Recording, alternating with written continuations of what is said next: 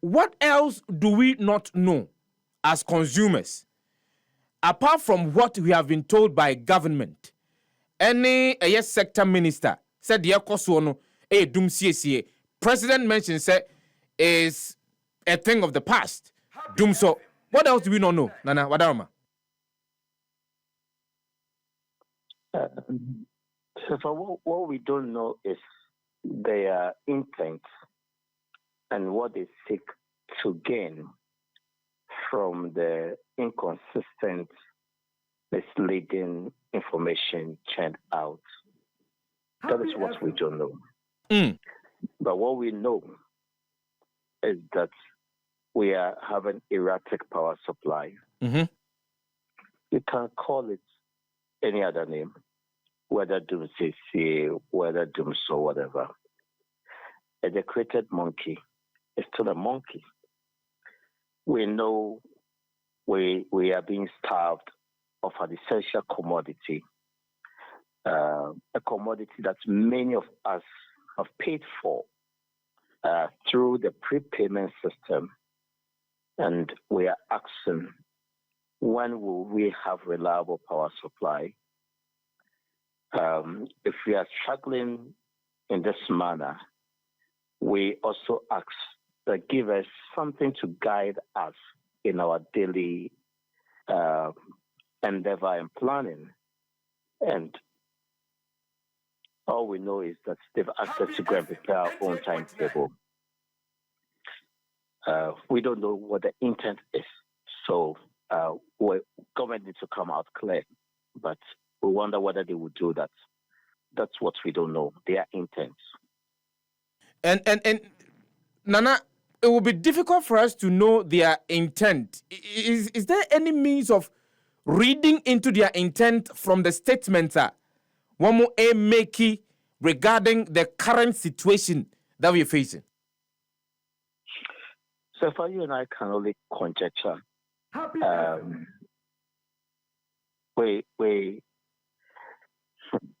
It's been difficult for us within the civil society space. We use both secondary data and primary data to at least inform our judgment and pronouncement. The day the president spoke, it was on May the 1st, and referencing the previous day and saying that across the country, no load shedding was reported. Yet, when we sampled the grounds, it was something different from what the president was trying to convey. When we also pick data from Gridco, and we are ready to share all this data with you guys. That day, being the 30th,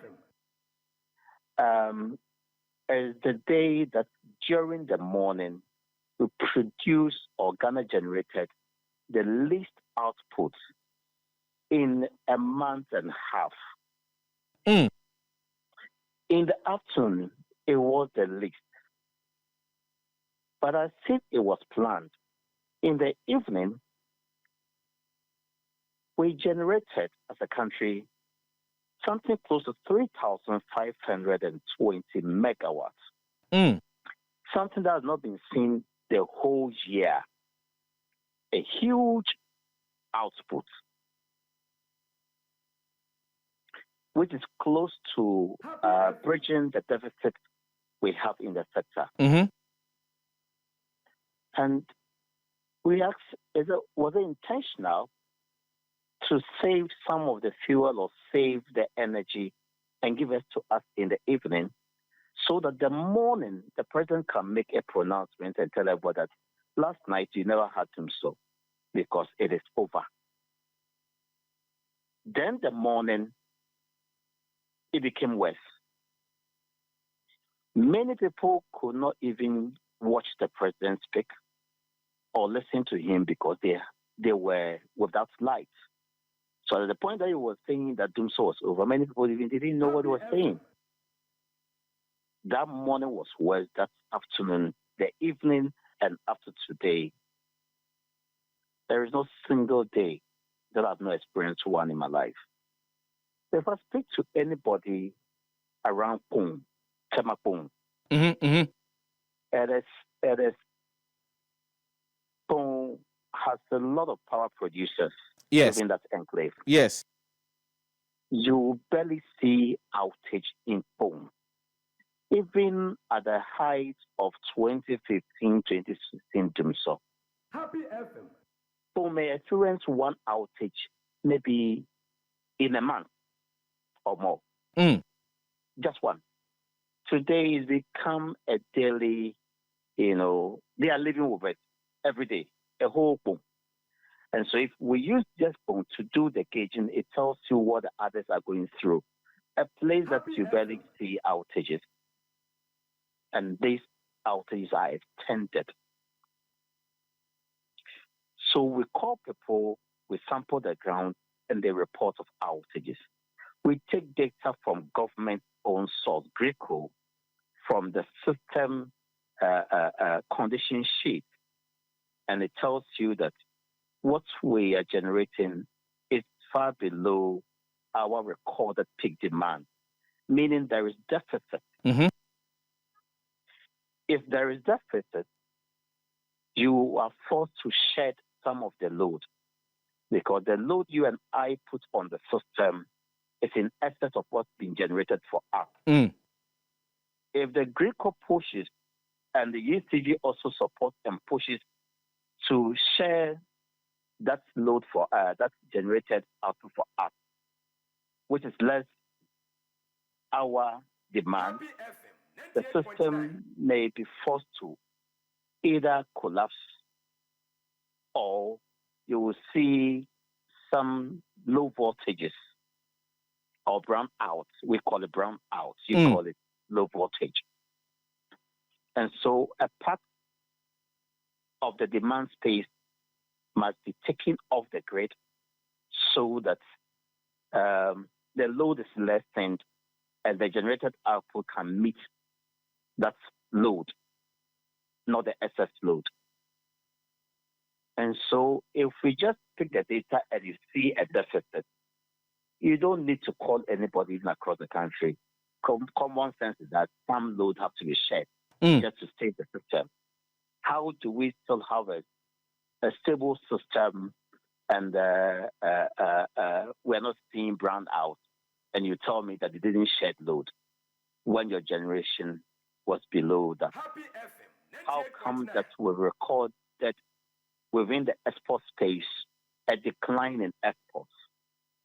Not until we can produce something close to 3,700 megawatts thereabouts as a country, we can't say we are not having erratic power supply.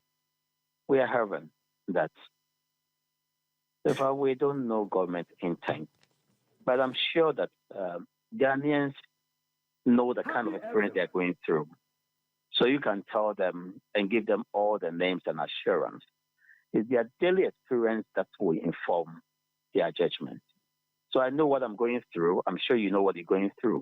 But we can't tell government, we can't speak to government intent. Nana, asem baako ampese me bisa, and it's got to do with the communication around the challenges that we are facing in the power sector. What will be your assessment of how we have communicated this issue to Ghanaians? Well, so far, it is this. It is either they are telling the truth based on their experience, or they are not telling the truth based on their experience. Government or the president have assigned to each sector supervisors or ministers. And so we can sometimes pardon the president that he makes pronouncement based on information that is fed with. And so if the Minister of Energy and the official within the sector tell the president that we are not having any outages and everything is all right, I am sure, trusting their word, he will assume that confidence as he displayed on May 1st and tell Ghanaians that, look, the era of doom so is over. You won't see this thing again. And the president may be frank at this point, because this is the information he has and he trusts him. It could also be that, President, we are having challenges with the sector. On the May Day, what's our message? Particularly when leadership of the unions spoke to the issue and directed it to the president. Maybe at the spell of the moment, the president will want to only reassure the country that we are not going to see that again and it's been dealt with. And so he made that pronouncement, even though he knew that we are in it. So it's two things here. But from the look of things, and from ABIA, our preliminary analysis, with the communication we are seeing, what can we say is the real issue? Is it that ye kano krena chere mampanyini anase de ye ka chere mampanyini no based on the realities on the ground? Enya no kre. Yes, so telling the president what we know on the ground as the truth, then the president will also communicate to the nation. But then it turned out to be different. It means that the president and the analysts have all lost touch with the ground and with reality. The next one is that they told the president we have challenges, but let's paint a rosy picture to the people. That is misleading. That is unpatriotic and insensitive. That you don't share in the plight of the people. That's why you could even look into their face and ask them to go and produce their own timetable. Happy FM. And we are compelled to believe the second one, where they all know that we are going through the challenge. Yet, for political reasons, they won't want to even admit or, have on record the tag, the word doomstop, because of the kind of politics that we have in the country today. If this outage didn't start today, even I know, many, many years ago, right from 2018. And I tell you, in the year 2018, the first part of the year, we were largely supported by the hydro segment of the sector. Mm-hmm. At a point, Akosombo, Bui, and Bone were producing for the country almost 60% of the power. Meanwhile, in terms of installed capacity, the thermal plant constitutes close to 60% of the available capacities. Then 2019, we saw some outages at a point that we even blame it on the pipeline and all that, and people have gone to pull down a transmission line, and people are sabotaging government. It all came out as untrue. And so it's just one blame game after another. And look at even last year. I'm sure you remember how many times WAPCO have to shut the pipeline for non-payment of their invoices given to government. I'm sure you remember. I do. This is just a gas transmitter, not a producer. At the time that we have to go and make an intervention, and we are done, then we'll also be seeing some erratic supply of gas from Nigeria because we owe them.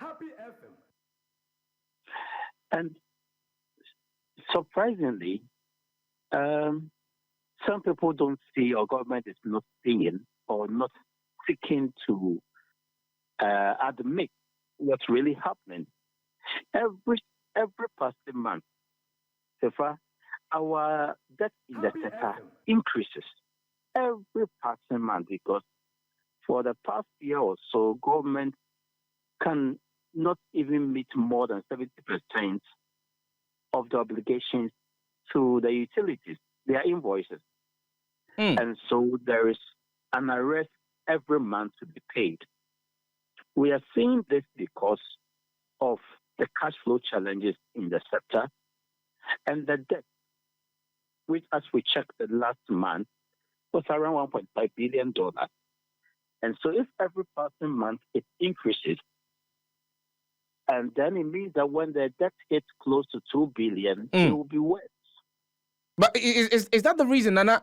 Sir, some of the watchers within the energy sector are projecting, so whatever it is that we experience in the year for Moses Siano, a idea bet me at Takoswa in Fimpim Ununia Dunu Enum Emo. Happy FM 98.9.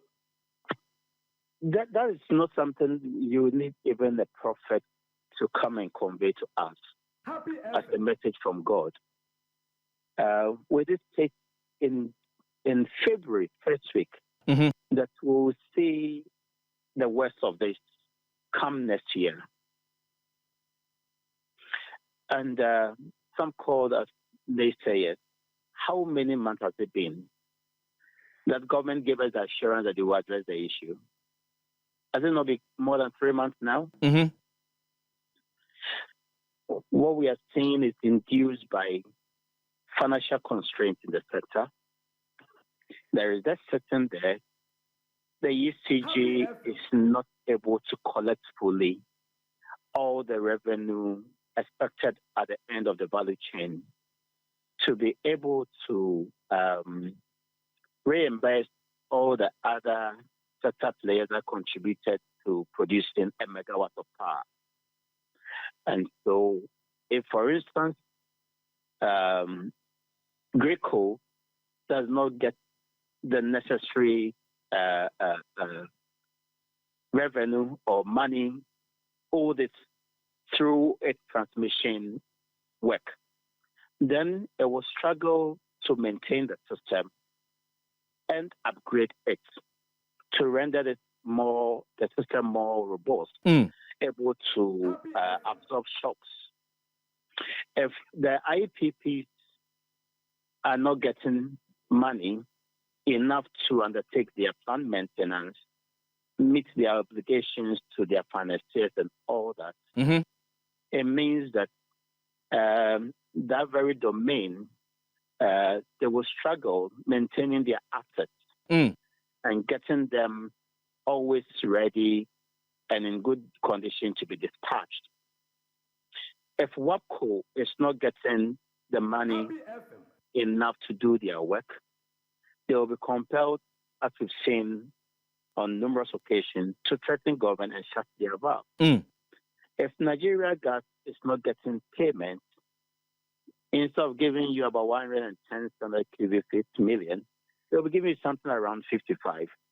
And that's what we've seen in the past 1 year. Because you're not able to actually fulfill your payment obligations. Exactly. And so if somebody come and say what we are seeing is a technical challenge, those technical challenges are induced by financial constraints. So at the root cause of the technical challenges that we experience or facing is finance.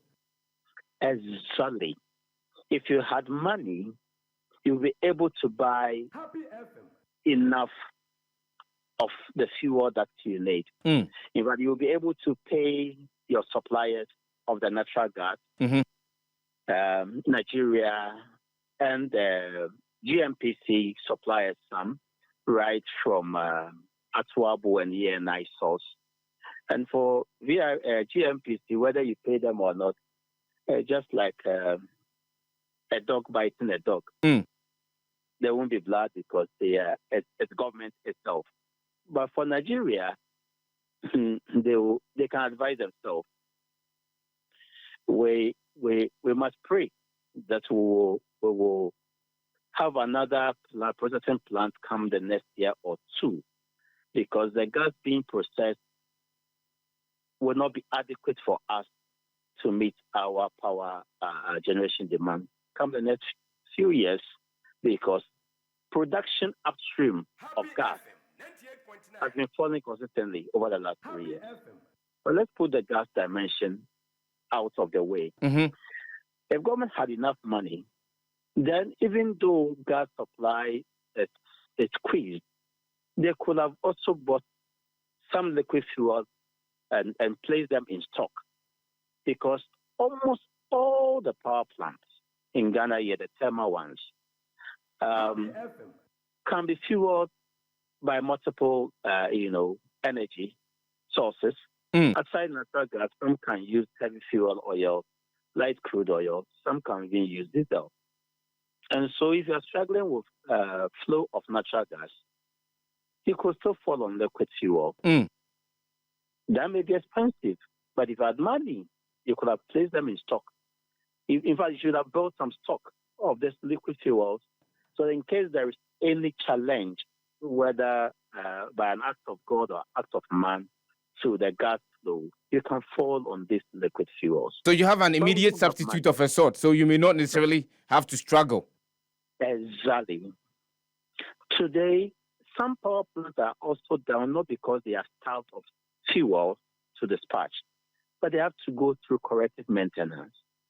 They could not have adhered to their plant maintenance for financial reasons. And so at a point, they have to break down. Then they have to find a way and recover and undertake corrective maintenance and come up.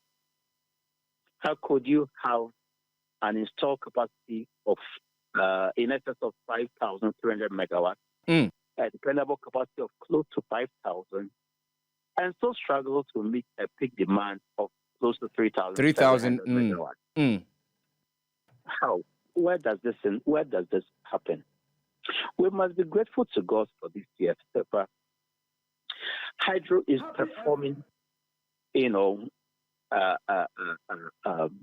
very, very well. Akosombo today can produce something in excess of 850 megawatts, close to 900. That's very decent a figure. Boom. Because we have enough of water in that basin. But assuming we didn't get enough of rain, we'll have been, exposed big time beyond what we are seeing today. And so we are also largely supported by the hydro today. If you look at a generation of about 3,300 megawatts, and you can, at peak time, you can get the hydro component giving us almost half of that, about 1,000. 1,650 megawatts. Akosombo, Bui, and Fon put together, they sometimes do close to 1,600 megawatts. When the whole system is producing 3,200, that's 50% of production. Yes. We must be thankful to God. He's been very gracious to us to give us that free fuel in the name of hydro. But Nana, a quick question before we wrap up our conversation. Why have we not diversified power generation in Ghana? Why have we not looked at the full implementation of the Renewable Energies Act of 2011? What is our problem? Our problem is that I would say that we are even more diversified than other countries. Yes, we have the thermal and we have the hydro. Yes, we could explore the renewables, particularly when costs of production of a megawatt from, let's say, solar is dropping every passing day. It's an incentive for you and I to migrate. Government is not willing to do that. Those small solar, they are not incentivized enough to look at those ones. They would rather begin to look at huge investments And for whatever reason, these are their interests. And we know what they do sometimes. It will come out later of some of the, underhand dealings that happens in the space. It's not new to us. We could sort of have a diversified sector, but our indiscipline can still bring us to where we are. Like we said, we have in stock about 5,300, dependable close to 5,000 megawatts. Mm-hmm. Your peak is 3,700. What do you need again? You don't need much. All you need to do is discipline. You have a cash waterfall mechanism that is supposed to be the vote of all the revenue that we collect, put the money in there so that it is fairly and equitably, transparently distributed to all the sector players. One government institution used to go and collect the money at the end of the value chain and chooses not to place the money in the vote as required. Use some of the money for whatever work, put a little in their pay stamp, as revealed by the PRC. I'm sure you remember. I do. This is discipline. And so all the systems are there that could help us have a very effective and efficient power sector. But we are not disciplined enough to follow all these rules and mechanisms in place. Why must we struggle at this point in time? Could it be?